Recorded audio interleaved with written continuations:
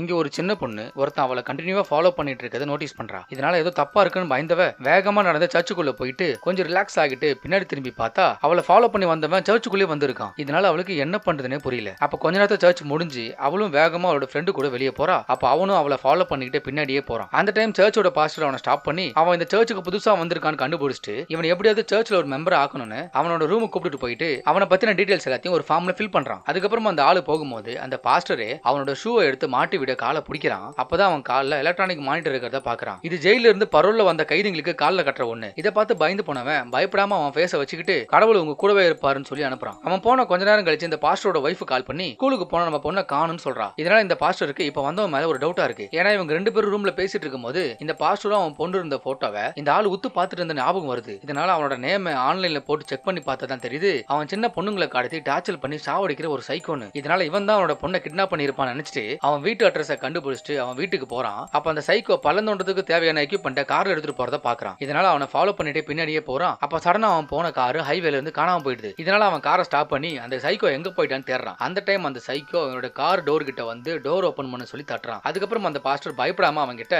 அவனோட பொண்ணு எங்கன்னு கேட்டுட்டு இருக்கும்போது ரெண்டு பேருக்கு நடந்த சண்டையில அந்த சைக்கோவை இவன் கீழே தலையை விட்டு சாவடிக்கிறான். அதுக்கப்புறம் தான் அவனோட வைஃப் கால் பண்ணி அவனோட பொண்ணு வீட்டுக்கு வந்துட்டான்னு சொல்றா. இதனால இவன் கொலை பண்ணதை நினைச்சு பயப்படுறான். ஆனா அந்த சைக்கோ சாவாம உயிரோடு இருக்கிறது தெரியாம அவன் அங்கிருந்து கிளம்பி போயிடுறான்.